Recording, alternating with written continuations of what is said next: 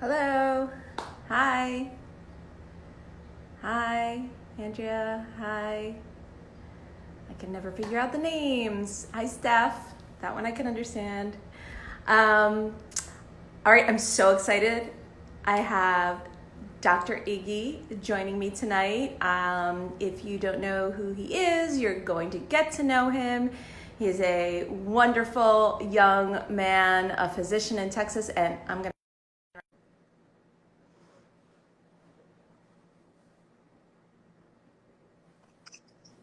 Hi!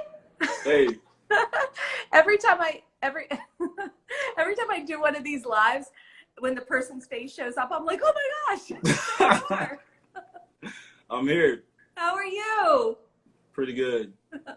Michelle told me you guys met. I saw your photo. It was Mhm. adorable. I love the look on her face in that photo. She Yeah, was very protective of you. yeah, something like Yes. that. Yeah, exactly, exactly. Well, I'll introduce you a little bit, but I really, really want you to speak for yourself. I'm going to try to think about, so the way we met was you had DM'd us, and Mhm. it's very rare I see these DMs. I think it's so lucky that I did. And it was that photo of you side by side, you in your scrubs, and you in your hoodie. Mhm. And hated it with the caption "hated in a hoodie." Yep. Loved with the knife, which is right. Hero, A hero. hero with a knife. That's right. That's right. And that image of those two photos side by side was really, I mean, it got so much response because we so often make judgments based on appearance and based on the biases that we hold. And it was just so interesting to be able to see them side by side. But you are an orthopedic surgery resident, Yes, am I ma'am. right? Yes, you are correct. Down in Texas, Yeah. where a lot is going on in Texas right now. Mhm. So start out by telling us about you. Like, what do you do for your job? Where do you work? How did you end up there? Where did you grow up? Yeah. So first of all, howdy. That's what we say in Texas. So my name is Matthew Igbenigi. I'm a first generation Nigerian. I have about five siblings, four older sisters, one younger brother. The majority of us are in healthcare. I was raised here in North Dallas. I was actually born at the hospital I work at. I then went to Texas A&M, which is a very country school in College Station, Texas. And then that's where I majored in kinesiology. At that time, I found a passion for medicine, and I had an epiphany of the body like a machine with a soul. And then I moved on to medical school in Galveston, Texas, at the University of Texas Medical Branch. That is the oldest medical school in Texas. And at that time, I found my passion for orthopedics, which is rooted in two major experiences. Well, actually, three.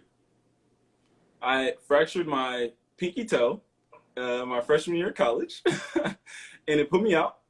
And then after that, my little brother actually had a toe surgery. It was a corrective toe surgery. He was born with a deformity, and the surgery corrected that. And then lastly, my dad had a total hip replacement. Now that total hip replacement, what marks to me my dad's experience with that total hip replacement is that I bought him a cane. For anyone who has parents or family that has really bad debilitating arthritis, they need a cane or some kind of walker to get around. So I bought him his cane. In my culture, a cane is really taboo. Somehow I convinced him to use it. He started using it. It's a sign of weakness, Oh, which is is it in yeah Nigerian? Okay, and did just not know African that. culture, I'd Okay, say. So he eventually, started using it, put some swag on it, started walking with a little pimp lean, I love and it. and then he went on to get surgery. He got a total hip replacement, and he later was able to walk my sister down the aisle without a limp, without a cane. So Oh that's all I see. gosh, that's so good. So you said your family's in medicine, so or in healthcare. So were your parents in any healthcare professions or? Well, yes, eventually. They came to the country. They initially majored in accounting. They thought that would be a lucrative job. They were unable to find jobs due to their accent or whatever reason. So my mom first moved on to healthcare, which they saw less discrimination. So my dad later on went on to get his BSN, and we opened a home health agency. Really? So that's how we make a living and serve the public. Okay, there's a lot going on, because not only are you an orthopedic surgery resident, but you also have a business. We're going to talk about that and how that business came to be, and your family has a business, right? So that's really amazing. You do so much, and now you're an activist. We all are. So let's talk a little bit about what experiences you might, and if I ask anything that you don't want to answer, just be like, no, I don't want to talk about it. But absolutely. Let's talk about what your experiences were like in school, and in your life in general, and in your medical school and your residency, whatever it is that led you to end up putting that picture together and start to speak up on social media, because you're a busy man, you're right.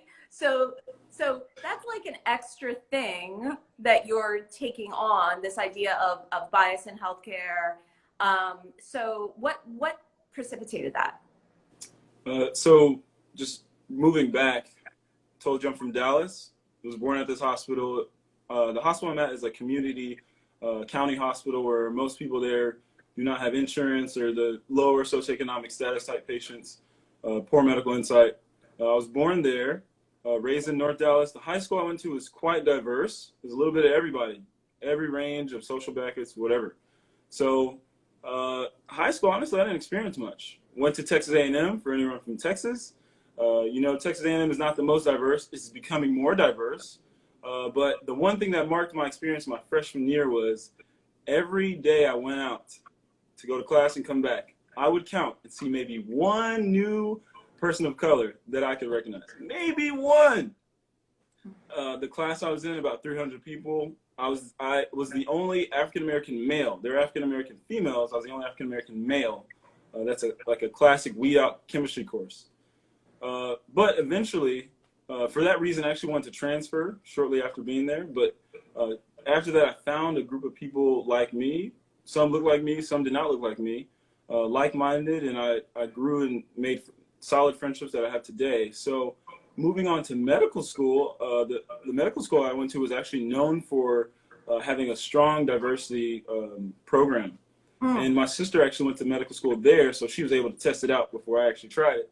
And I joined her after that. So while there, the funny thing is, you'll see throughout any discussion with anybody that probably looks like me, we're usually not hypersensitive to it until things like this happen, but things happen to us every day.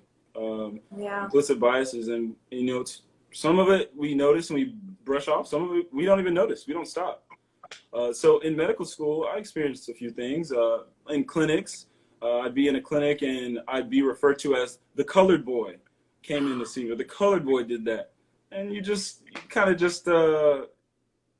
recognize the ignorance and you move on. So I don't need to look shocked at that. I'm not shocked, but I guess it's the idea that that you have to be in an environment that is that's hostile. That's a hostile environment in a way. Yeah. But one thing that sticks with me is something my parents always taught me is, regardless of who doesn't like you, who tries to usurp you, they always preach to me that you can always overcome no matter what. If someone says you can't do it, that should motivate you to prove them wrong. So in every instance, that's kind of what has guided me up until this point. So I started residency recently. I'm in my third year now. And it was hard. It was a very hard start coming back to Dallas. I thought working at this hospital where I'm serving people that are like me, have roots like me, I thought it would be, a very easy bridge back into this environment. And I'd say with the patient care, I have. Patients are very thankful. A lot of them need a lot of education, and it's very rewarding to see in person, one interview, someone who did not have any insight to their healthcare and now are empowered to do something about their health in an hour. Well, the issue is, on the flip side, for the healthcare workers, I've had a number of experiences that have been a little bit discouraging in terms of, not feeling qualified, having imposter syndrome, which every person of color for sure knows what I mean, especially in a professional situation. There's always a sense of imposter syndrome, like you don't belong here, or maybe you're here because of some slight, or maybe because of some affirmative action. You may not embody the intelligence, the creativity to create solutions for these patients. So for that reason, your work is sometimes questioned, and you don't notice it until it perpetually happens. And then when you see it, the best way to notice it is when you say you make an error, which is not a dire error, but everyone in residency makes errors. So when you make an error and you're alongside the next individual who makes a similar error of the same caliber, you will measure the repercussion. So in those situations, I've measured when I have made an error or some slight of missing the mark, I've seen that the actions taken towards me do not always equal those actions taken to my counterparts, even though the error is in the same caliber. And it began to frustrate me because anyone who's gone to medical school, you got to be motivated. You're competitive. And to do surgery, you're naturally competitive. I hate to admit that. I'm a type A No, person. absolutely. Surgery is intense. I mean, you have to be competitive. Yeah. Yeah. And so any slight of, missing the mark, you're always critical of yourself. So I was critical of myself for so long, to the point where I'd say I've gotten to a borderline depression where, I never felt like I could do anything right. Every day I woke up, felt like I was hitting a wall. And it got to a point where it's like, I questioned, why am I treating these patients? Maybe someone else should come do it. And I essentially found there were a few people that I was able to confide in who told me, no, you are doing fine. You need to look inside and see what you're good at and what you're bad at. Calibrate to yourself. And two, you can still calibrate to others. There are some people who are out there who have good advice in terms of training. People who do care about your success, and you need to listen to that. And then the last thing is you need to filter out all the people who don't have your best interest in mind, because they're going to be critical anyway. And once those individuals spoke to me, I realized that my happiness and my satisfaction or my drive was not going to be centered on the response to other people's feedback or what I thought other people thought of me, because of what I look like or how smart I am, whatever. But I realized that it was going to be based in my work ethic, centering my care on the patient, and always pushing myself to learn more so that I can serve better and serve more. And once I realized that, all the negativity that came thereafter seemed to bounce off of me. But in light of our social situation, when all of these people kept getting slain, that is when the development of this post came. And I realized that, I had gone through that process of seeing that people do judge me. Even though all my life, it bounced off of me. This time I realized that people probably judge me for the way I look. And it made me question, I go to the hospital, I wear scrubs every day. That's what I wear. I mean, it's so comfortable. I mean, I don't wear anything. I barely get to go out. There's not much time. So, in my free time, I get to wear what I want. And I was just looking at those images, and I always question, like, what would people think? I don't see people out. I mean, what would people think if they saw me in this attire? And that's where the post came. The pictures actually were made beforehand. They were taken in development of a TikTok, which has not been released. Following my TikTok too. Actually, it's Big Iggy on there. But anyway, so the pictures were already taken, but I then made a post where on Instagram you can swipe between the two, And then with wisdom of some friends who know more about social media than me, they said put both of the images on one picture and put your words also on that picture so people can see it all at one point. And that's where the post came from. Yeah, I mean, it's just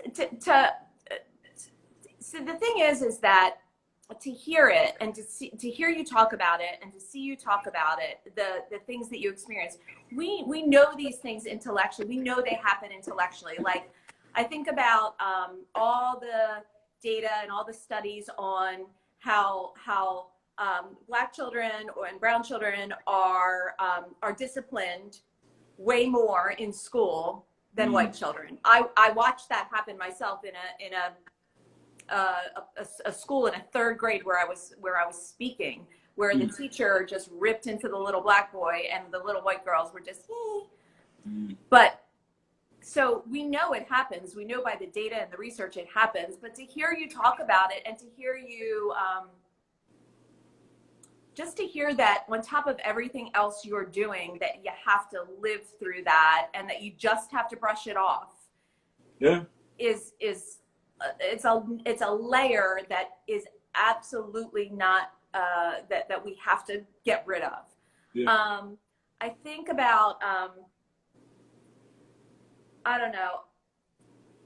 So when these things would happen, you just like would brush them off for the most part, right? I mean, you can't speak up in that situation. I mean, there was a specific instance that happened where I was told that based off of the error I made, I may not pass my boards. And this was in a room with a lot of people. And I was expecting someone else to speak up for me. You know, I'm a small person in the room. I'm small. Not am I just a Black boy. I'm small. So I'm thinking, you know, I think that's unfair to say. Anyone else think so? No one said anything. So I have to walk away and think, maybe you did. Maybe you may fail your boards. And why will you fail your boards? You need to go and check yourself. And then someone else sits up and makes a mistake, and simple mistake like me, and no one says anything. Like Michelle and I talk about this all the time. It's gaslighting. I mean, it's abuse in that, you know, when you sit there and that happens and nobody else says anything and they act like it's perfectly normal, that makes you question your reality, and that's the experience you have to live through. And you know, it strikes me. I was listening the other day to a podcast about how they did a study, and you might know a lot more about this than me because I listen to one podcast. They did a study about treatment of Black patients and how that when they had a Black doctor, that they were more likely to like do what was recommended, etc.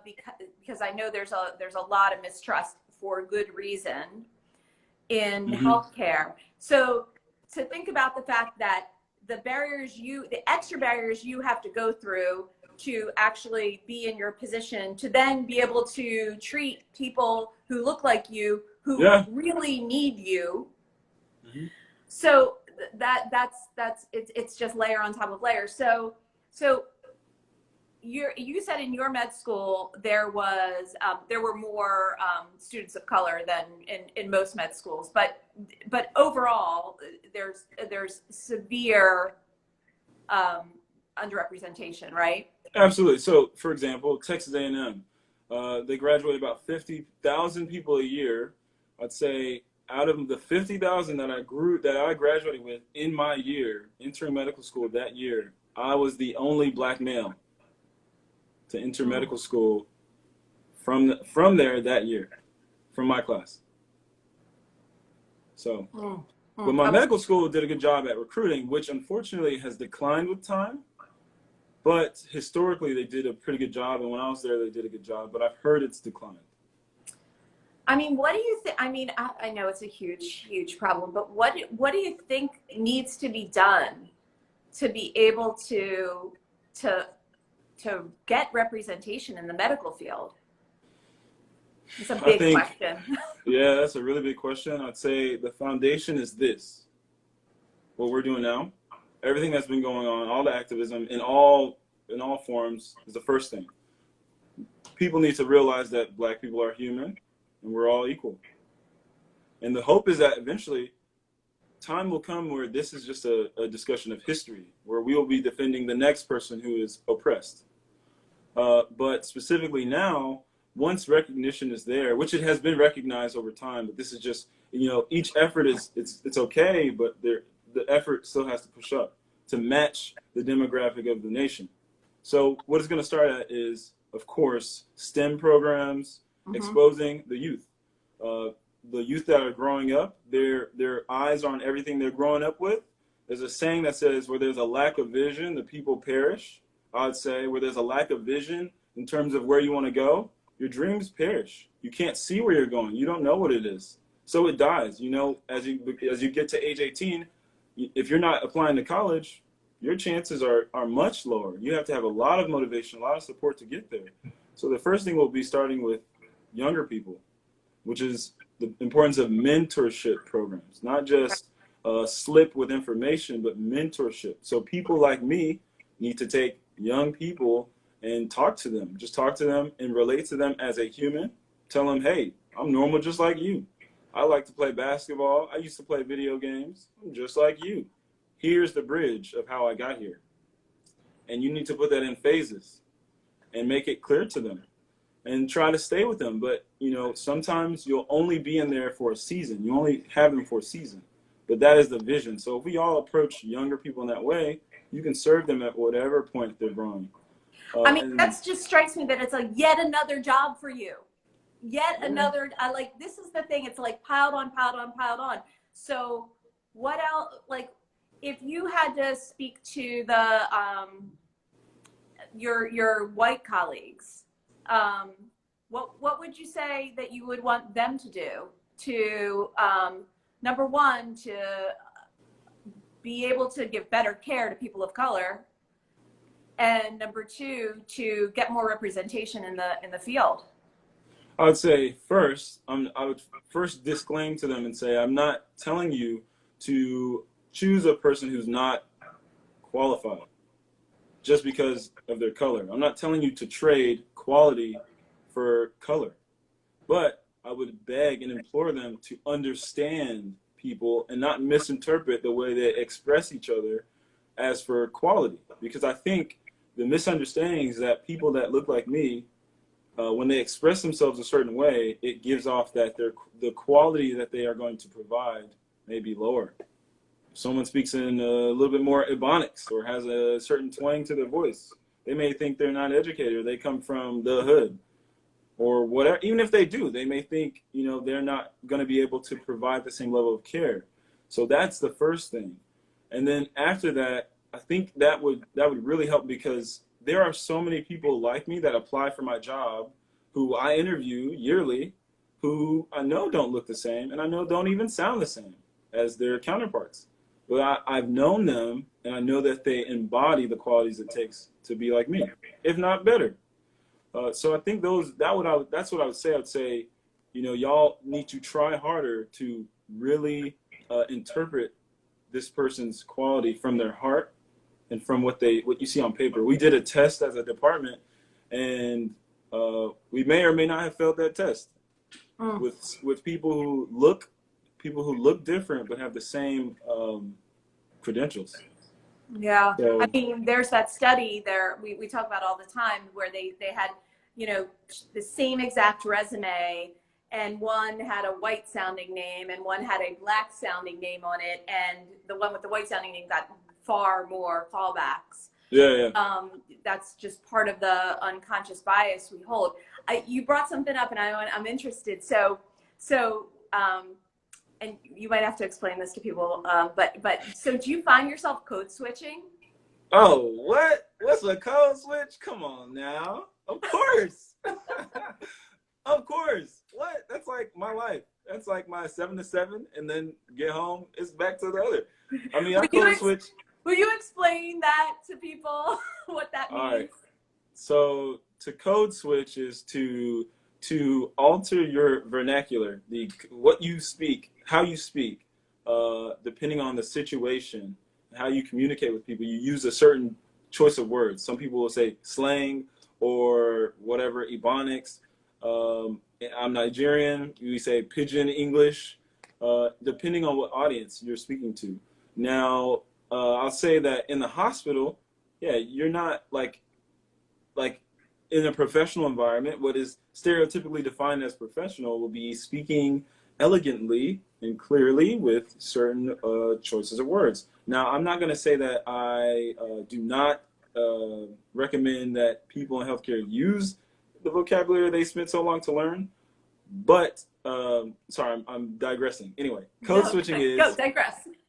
Code switching is speaking in that form while in front of a patient or a professional colleague, and then going to the break room, and you're hanging with the other doctors or nurses, and y'all are just talking about what y'all want to do this weekend, and it switches back to some more laid back. Hey, what's up, man? Dude, I'm tired, man. Like it's been hard. I've been on call for. That's code switching.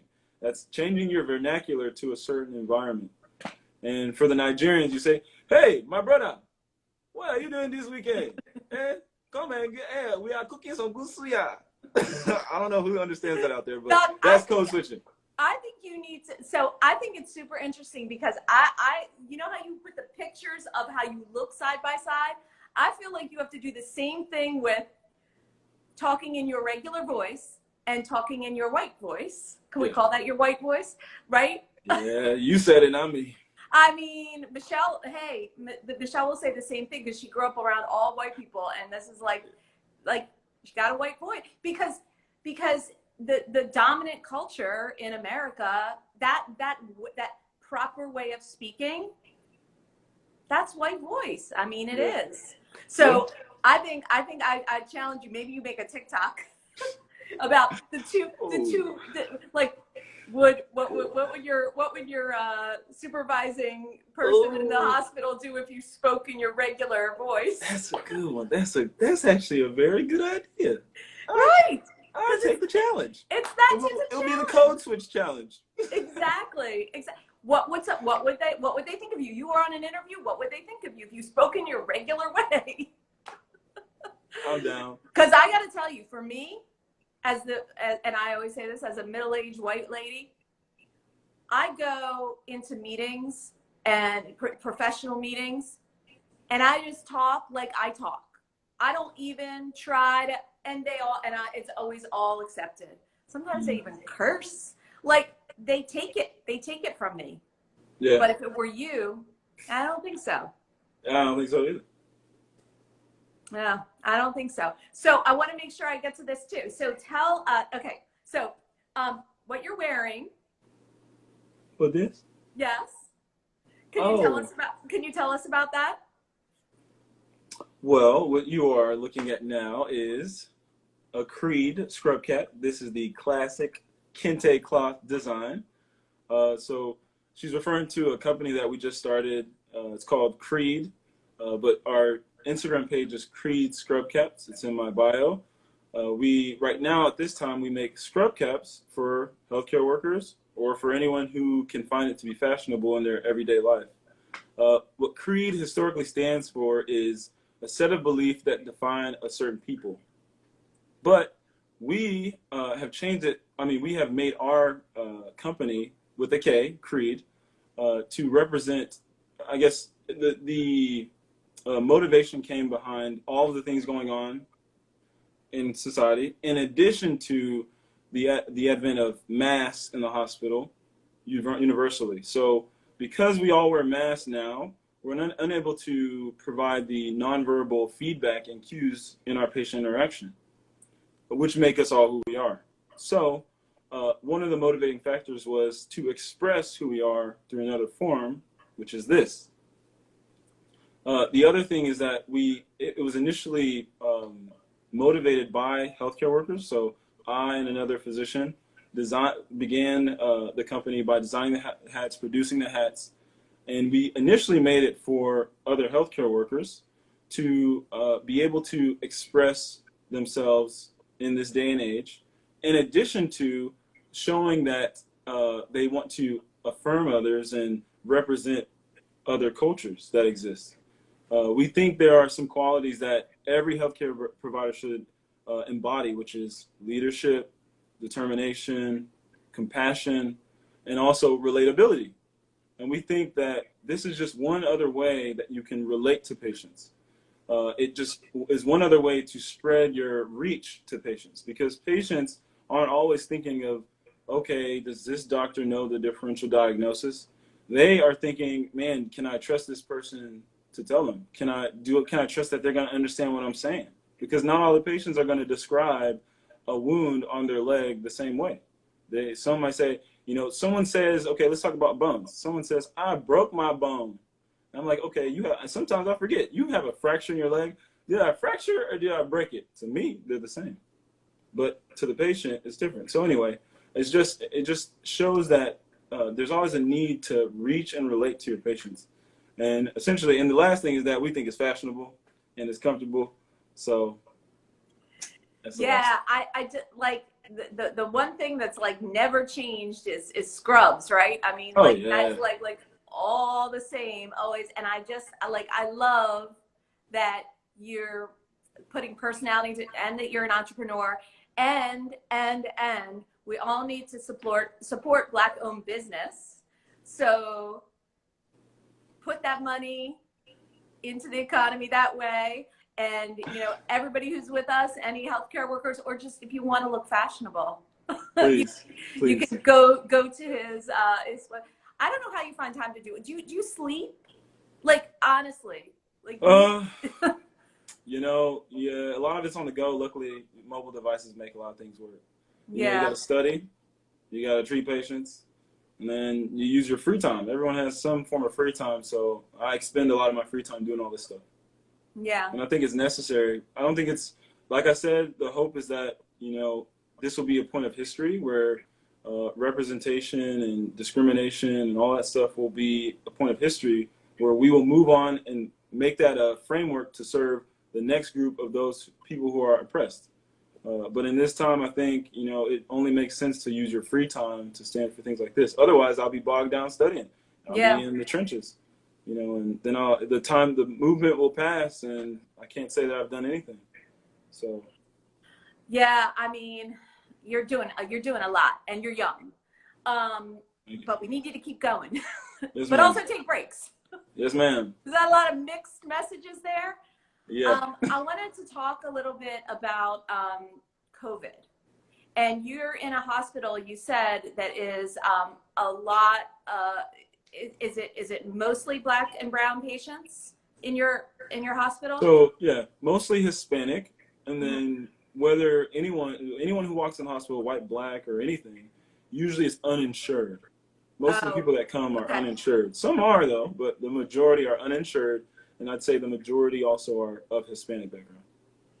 So what has been your observation about, and I know Texas is really suffering a lot right now with a really big rise in cases. I don't know if how's it working in your hospital? Are you working in a separate space? How's it all happening on the ground? So just like in the community, you see logistics of masks being implemented. At first, only in a public space, social distancing, all the time. Well, of course, masks are something that are always required. But then on top of that, because of the burden of the increase of patients that are admitted, there has been a change in the infrastructure. Basically, there's a bottleneck passage. You can't get into the hospital except through one entrance. They check your temperature and they give you a mask. And you can only roam the hospital if you're a patient going to the emergency department or to a room. No visitors. So that's the first thing in infrastructure. They've tried to lower the population that is in the hospital. And then on top of that, they've removed certain units and then opened certain units for specifically treating COVID positive patients. And the way that affects me as a surgeon, I'm not a primary care doctor. I do surgery. Orthopedics is about, I'd say, 60 to 70% elective, meaning you choose when you want to have your hip replacement. You choose when you want to get your trigger finger fixed. Yeah. That's elective. And the other 30% is trauma, emergency. Patients who get in a car accident, have a broken bone, fracture, which is exposed to the environment. That needs to be treated now. Who cares if corona exists or not. So the way the infrastructure of the hospital has changed is elective procedures have been canceled or foregone. Oh, so there's no elective anymore in Texas. At this point, so it was revoked. It came, they were stopped. They then opened us to allow us to do elective surgeries, and then because of the rise now, they're now pulling back on that. Yeah. And going back to how we were operating when the numbers were getting better. Yeah. So that's the way the infrastructure of the hospital has changed. A lot of unnecessary admissions are being denied, and we're opening beds for corona positive patients.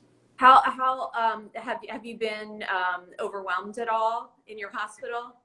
I'd say because my service is predominantly elective, a lot of the work has decreased. So that's kind of another reason why you asked me. I have free time to make videos and do these depictions. Well, it's because of that time.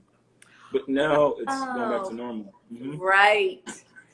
There was a moment there where they were trying to call, at least maybe it was in Pennsylvania. I don't know if it was in Texas, but they were trying to call up medical students. Yeah. To work with COVID patients. I think that was in maybe New York, not here in Texas. In Texas, we do not allow any medical students to rotate on service with us for that reason, for exposure. Yeah, they were. I think it was Pennsylvania where they started to do it. It might have been New York too, but yeah, it was getting so bad. So that makes sense because you're not doing as much, but you still have to do, like, if there's an accident, broken bone, etc. Yeah, that's and so how about on equipment? Has your hospital been okay on equiment as far as you know? Before I move on, I just want to give a shout out to all the nurses. I think nurses are hit very, very hard. Very hard, more than the physicians, simply because the nurse is at the bedside.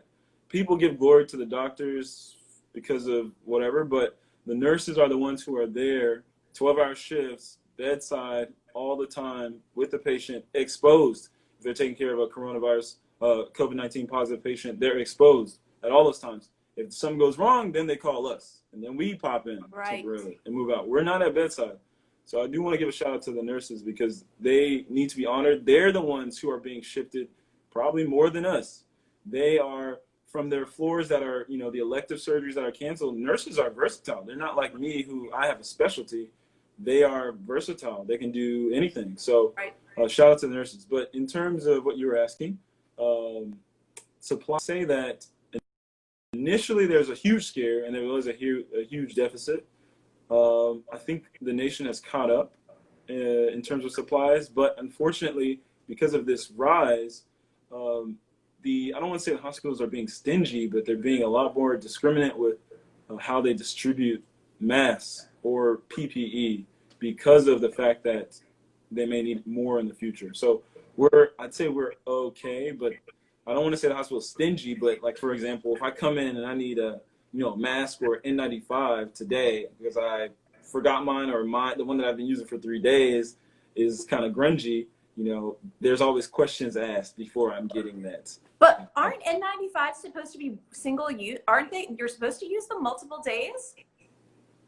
I don't know the literature on them, but all I got to say is wash your face, brush your teeth, and they'll last longer. That's excellent advice. And wash your hands. Yeah, man. Oh my goodness. It's awful. Yeah. So now that you have all these things going on, you're a surgeon, you got a business, you got some activism going now. Now you're like a broadcast person now. You're excellent at this, I'm gonna say. Excellent. Where do you see you have 2 more years in your residency? Is this this year or next year, right? In your residency? No. So it goes on. Surgical residencies are usually 5. Mine is 5. Do orthopedics. In orthopedics, usually most people do a fellowship, which is usually only 1 year. So I plan to do 1 fellowship, maybe 2. So right now I just started my 3rd year. I have to complete this year, and I have 2 more years to make it 5. Then I have a fellowship. So really, like, practically 4. Wait on me though, y'all. Everybody who has a knee replacement or your rotator cuff is torn, just wait. I'm coming. But anyway. I gotta tell you, like I got the arthritis in my fingers and my toes. I'm Oh no. When it's time, I'm coming wherever you are. Sounds good. Or I'll come there. Yeah. But anyway, so my fellowship, where do I see myself? I'll probably do a fellowship. Let's see. Do you guys want to guess? What do you think? What fellowship do you think I will do? Do you think I will do trauma, which is acute care surgery? Someone has a broken bone sticking out. Sports surgery, sports. Someone, NFL player tears their ACL, needs it replaced or needs it repaired. Or joint replacements. Like I told you, my dad had a joint replacement. It's so close to my heart. What do y'all think? What do you think? Who wants to guess? You're gonna do hands? Oh gosh, no. Earl you know Campbell. This person? Yes, I do know. Earl Campbell. Okay, Dr. Campbell. He's the one I did the last Vogue challenge with. Sports. Okay, sports. Thanks for being here, Dr. Campbell. No. Trauma. Joints. I gotta guess. I gotta guess too, but let's see. Joints. We'll give you 2 more seconds. Trauma. I see a lot of joints in sports. Maybe more joints. Yeah, trauma. You guys are. I'm so sorry. No one is on it. Y'all are going for the money. Y'all going for the gold. Okay, guys. Well, the answer is going to be out. I will likely do sports. Really? I was not guessing that because I did not know you were. Okay, we've only had one conversation before this, so I don't know you all that well. But I didn't know you were into sports. Because honestly, I guess I assumed because you were doing gazillion other things that you don't have time to be into sports. But I need to post more videos of my high school basketball experience. All right. Note that I say high school, not college, because that's as far as it went. But yes, I do enjoy sports, and I would say the reason why I'm doing sports now. Everyone who said joints, you guys are on point. I will say you were on point. Good job. That was a great guess. And you know what? It was true at one point. Now, everyone who said trauma, I'm sorry, it was never true and probably will never be true. Why? Can you tell me why? Because I was going to say trauma. Yeah, so trauma, I personally, so each specialty and each subspecialty has a lifestyle. Mm-hmm. And it's a heavy component. You have passion and then you have a desire for lifestyle. Mm-hmm. Now, the trauma lifestyle is not something that is going to work with my goals of a family, running a business, and doing a lot of things outside of medicine. Mm-hmm. So for that reason, it's lifestyle. Now, I plan to do some trauma in my practice, but I don't want to primarily do trauma because of those goals. Now, when you talk about sports and joints, yes, joints, as you know, is dear to me. My father had a total hip replacement.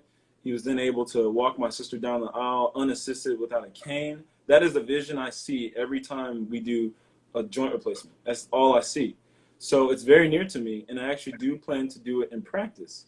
And for that reason, I had to analyze my program and see where do I feel like I get the most experience. And I think I get a lot of experience in joints here. So for that reason, I'm going to do a sports fellowship. Not because I just wanted to be a sports surgeon from the beginning of time. Any teams that are watching, you can still hire me. I will be your sports surgeon. I'll change it up. I'll say whatever you need to say. No, I'm kidding. But Get anyway, up here to Philly. We need you with the Eagles. Oh, they need a lot more. They need a lot more. You know I'm in Texas, right? Oh wait. Yeah, we don't really. Are you a Cowboys fan? Yeah, we don't really mess with y'all like that. I'm so sorry. Are a Cowboys I'll find somebody. No. Wait a minute. Are we really on this live? I can't even talk to you. I love you though. You're great. Everyone from Philly, I love you. I really do.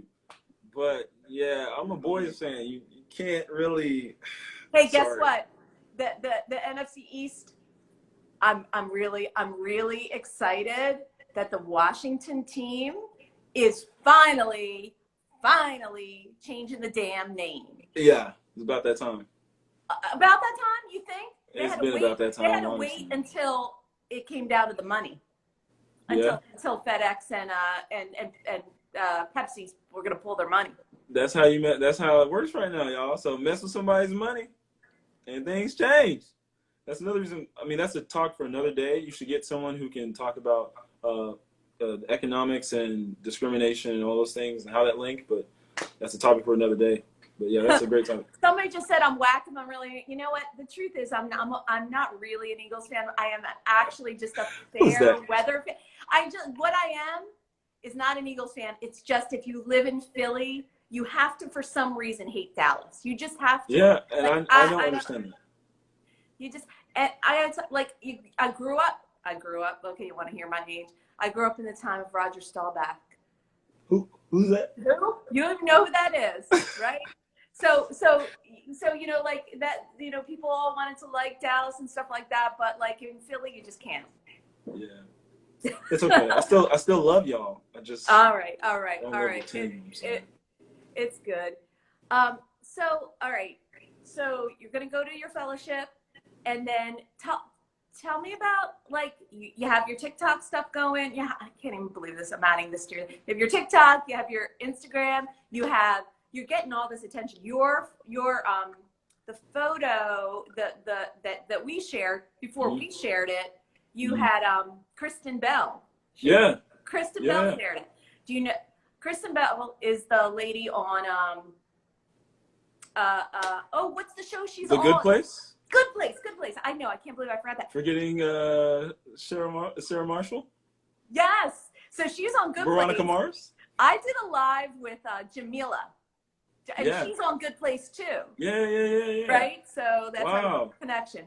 But so she reshared your post. Mm-hmm. How did that even, because she's got like how many millions? 14. And that's how it sort of, what was that like when you went viral too? Tell me about that. Yeah, honestly, I didn't expect it to go viral. Basically, I embodied a degree of anger, frustration, but I wanted to convey a message in love, but not forsake the two. So when I made the post, I didn't think it was going to go viral. Essentially, I had a lot of positive responses, and people just started spontaneously sharing it.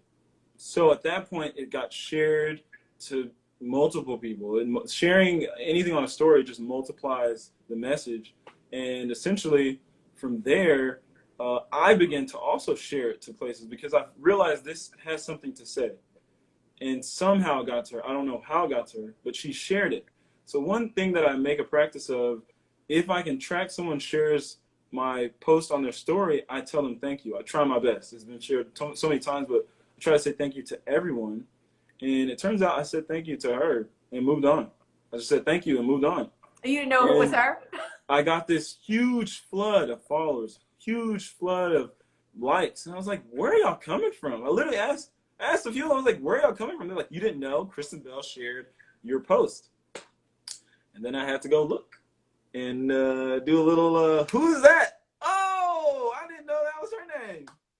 Well, you know, okay, so that goes to what we do at From Privilege to Progress is we want people to share things in our segregated network. So our networks, we always say, if you're white, your social media network and your life is like 91, 92% white, right? Yeah. And before George Floyd, and which honestly I can't even, because I can't believe it took another one to get this far for people to start doing it. Michelle and I have been talking about this for 2 years, but people have been talking about this since forever, is that we need to desegregate the conversation. And that's part of what happened that day in the Starbucks, is that when Michelle spoke up and then I shared it, that it sort of desegregated that conversation. And because somebody white was saying it, people were paying attention. How fucked up is that? But it's the truth. Yeah. So to us, when Kristen shared your post, that's exactly what she's supposed to be doing. Is she's supposed to be desegregating the conversation. She's supposed to be amplifying your voice, which you did a good job, and I give her that. And I would say I had a conversation with her after that. So I went back, realized it was her. She responded within seconds. And eventually our conversation led to a phone call in which I had a discussion with her, a very heartfelt discussion about, just like what we're talking about now, where it came from. And she also got to share a little bit of her perspective. And she was very honest about the things that she did not know about. And she was also honest about you know, the fact that she feels like it is her duty, and it was all inspired by the Share the Mic movement. Mm-hmm. So that is the main thing that she encouraged me by. She said, so throughout the process, I had some negative feedback, you know, I had a few, I'd say they're all Caucasian, who said, Yes. you know, chill out. No one hates you. You can call us white. All right, there's some white folk. There's some white folk in my comments who said we say white and black on the, you know, we just, you know. They said, you know, no one hates you in your hoodie. Come on, you know, like no one hates you. And they completely missed the point. Completely missed the point. So I explained that to her, and she was like, you know, don't listen to that, because you are telling your story, and you tell a story. And I also had, you know, some critiques from the other side of, you know, maybe this post seems a bit elitist. It may convey that only physicians' lives are important, only those who are really well educated are important. And that is not the point of the image. The point of the image is, one, to challenge the viewer's implicit bias and encourage introspection. Look inside and see, do I see those two people different? If so, then why? And then you have to ask yourself, do I think this person is more worthy of life than the next person? If you say yes, then that is one error that you need to fix. And then the second step is you need to consider that why would I consider their life more important? And you have to challenge your view of humanity and what you think is humane. And the last thing is that I hope it motivates people that look like me to do their best, not to just be a doctor, but to do whatever you're supposed to do, and also be confident and understand who you are. I know through the image, I'm conveying who I am. I'm not defined by the hoodie. I'm not defined by the scrubs. I am who I am. I am who I embody. The reality is the two images embody the same, but they may be expressed differently. So the goal is those three things, and to challenge people to really just look inside. And it's not meant to invoke more hate on either side. It's to invoke introspection so that people's hearts will change, and hopefully their actions will change, and then we won't be looking at what we're dealing with right now. Yeah, I mean, it's so true. I wonder if you would talk about, I've been thinking about this a lot.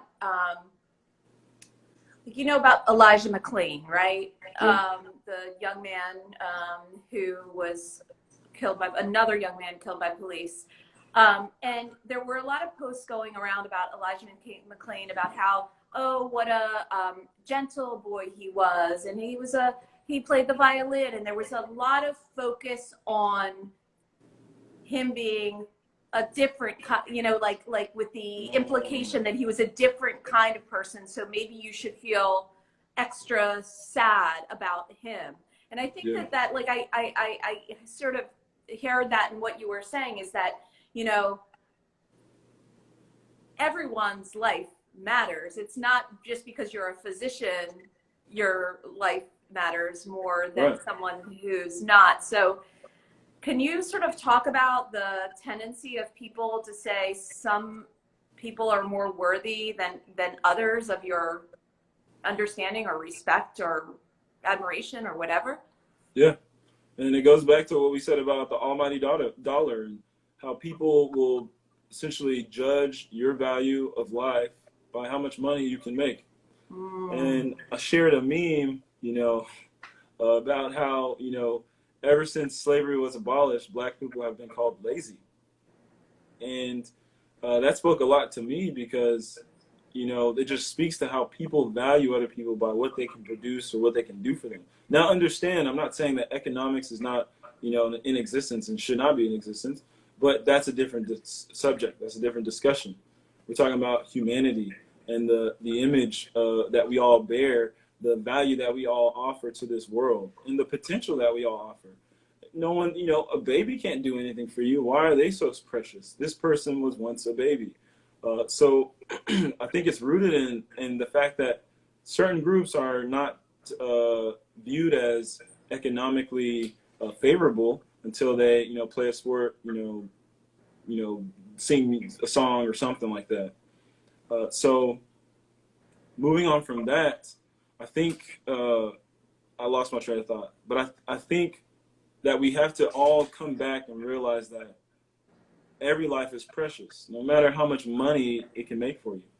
And then you have to understand that there is a deficit that has been created historically over 500 years. You can't expect that to flip over within, 100 years. So therefore, it's going to take a lot of uprooting, a lot of work, and you got to be patient with that. You got to be involved with that. And I think that's where most people are having their most issues, because they think, okay, I gave him a job, leave me alone. Okay, we changed the laws a little bit, leave me alone. But it's going to take a lot more of just uprooting, and I think it all kind of bases in the heart of the individual. And luckily, I think a lot of people are open to change, but unfortunately, there are those who have been deeply ingrained in whatever hate they have or discriminatory tendencies they have, that it will take them either passing or the generation behind them to shut that out. Yeah, I mean, it's so important, because we always say it's the internal work. I mean, that you're right. People tend to say like, oh yeah, I gave that person a job. I'm clearly not racist. I gave that person a job. Or, oh, we changed the name of the football team. Oh, yay. Or we, got rid of Aunt Jemima, or whatever that is. But, those are the things that should have been going a long time ago. Those are the things on the outside, and yeah, they need to happen. But if the internal work on the part of white Americans to undo all those things, that all those biases that they learned and they were indoctrinated with their whole lives, all of us were indoctrinated with here. I'm sure you were too. Oh, yeah. Because living in a society based on white supremacy, we're all indoctrinated with those ideas, which is it's why you ended up feeling like a imposter. I live in Texas. We have our own history class. You do? I didn't know y'all didn't. I thought that was normal. You have a Texas history class? Yeah, man. That's what we all have to learn, Texas history. Come on. Yeah, but it's not real Texas history. You know what that is? It's whitewashed Texas history. Yeah, you know that. I am super. I now. I'm going to go down a Google rabbit hole tonight, looking at what they teach as Texas history. Yep. You might need to make it up northeast at some point after that residency. Yeah, and that's the plan. Proud history. Yes, we do Texas history. 7th grade. Oh. Yep. Killing it. I'm so interested. I think we're going to need to do a whole live. I thought everyone had a history, but we didn't. I never learned Pennsylvania history. It's not going to be me. Don't do the live with me, because I didn't pay attention much in that class. Well, I mean, I'm so happy that we that you reached out to us, that we saw that DM, that we were able to connect, that you were able to actually meet Michelle in person. That was amazing. Yeah. And that we were able to do this, because I mean, I want to tell you that how much I appreciate it, because there's so much you're doing, and there's so much that you're dealing with on top of everything, that we're also asking you essentially to honestly put your trauma on display. So we appreciate that you're willing to talk and be open about your experiences, because we shouldn't need to hear from you that you're experiencing those things in order to believe it, right? We should all know it by now. So I'm just so happy to meet you, and I'm so glad you're out there taking care of people, and I am also going to be waiting for you for my arthritis surgery at some point. Yes. Will you tell everyone again about how they can find your business and how they can patronize your business? Because again, from Privilege to Progress, we patronize Black business. We put money in the economy that way. Yeah. And so tell us more, tell us again, so we know how to get there. Okay, so number one, I need you to go to don't do it now, but go to @Creed with a K, Scrub Hats. And that will be our Instagram page. Just follow our page. follow our page. That's the number one thing you can do. The website is in my bio. The page is in my bio. After that, of course, place your order. Pick something you like, place an order. But I would say right now, because of people like you and the exposure that we've had, we actually sold out of the first batch within like days. So we are re-upping. Please just be patient with us. You will know as soon as the next batch is available. ETA is about 1 to 2 weeks. We're talking about maybe opening a pre-order spot. If you guys are open to that, we can have a pre-order spot where you can either pay or not pay, but at least secure that you're going to get your hat. And then I see a lot of likes. And then we will, of course, get you your hats as soon as possible so you can rock Creed and you can make a statement wherever you are. You don't have to work in a hospital. Doc, I saw the two of the same question, and actually I have this question too. So, we talk about appropriation and white people appropriating things. So a couple of people said, can white people wear your scrub caps? Oh, yeah. Okay, good question. So that's actually a question that came up on my page.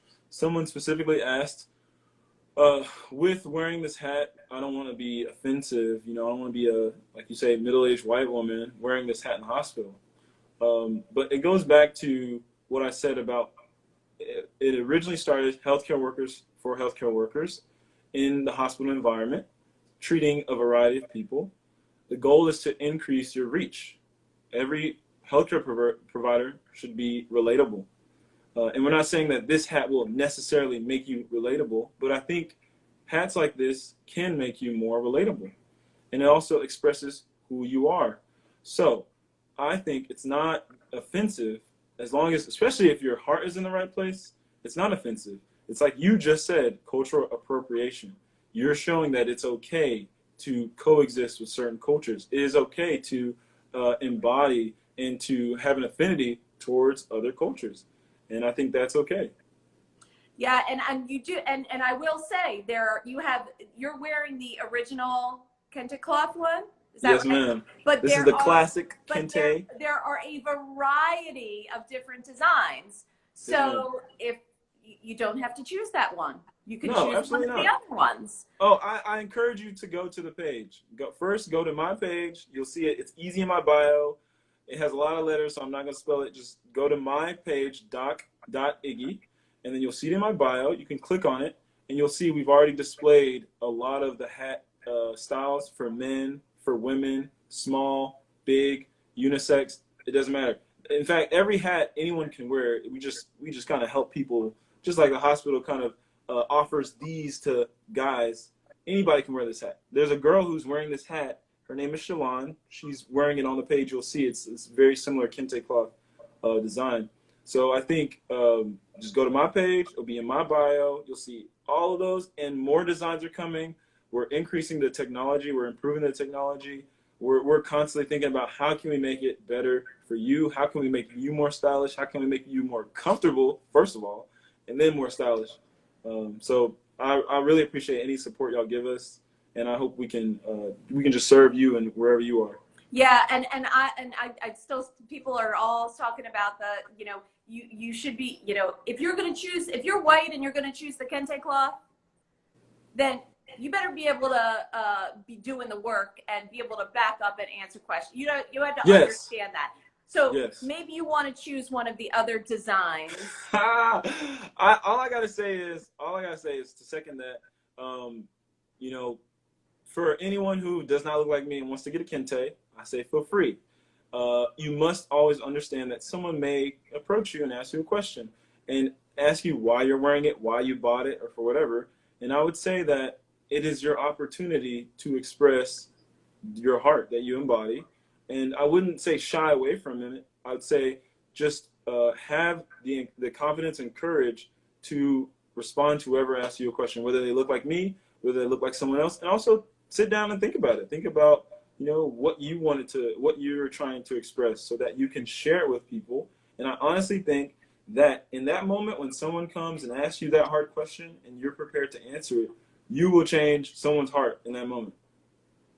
Thank you. That was a perfect ending to our conversation.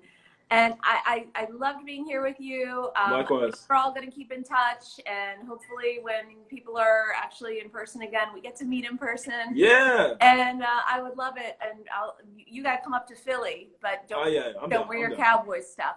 But with the cowboy? Oh, I thought you meant cowboy boots. No. I'm not trying to die. I will wear plain clothes. Exactly. We are not nice to Cowboys fans. I wear cowboy boots. You can do that. So I'm going to put this up on our YouTube page. I'm going to, and I'm going to make sure that everybody can access it to watch the whole thing, but tell your friends and make sure that they follow Doc Iggy. Thank you so much. Thank you, everyone. Thank you for being here. Thank you so much. Have a good night, and I'll talk to you soon. Thank you. Likewise. Bye, everybody. See ya. See ya.